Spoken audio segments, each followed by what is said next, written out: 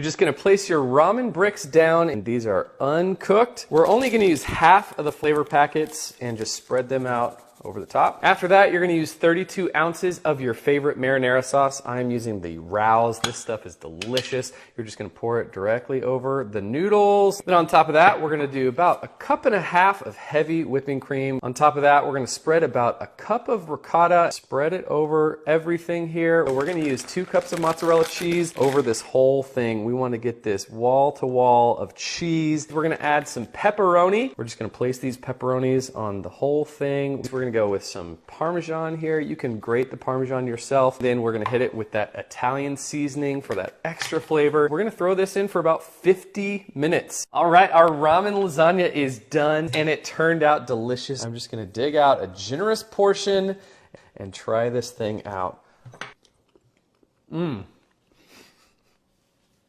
That is so good.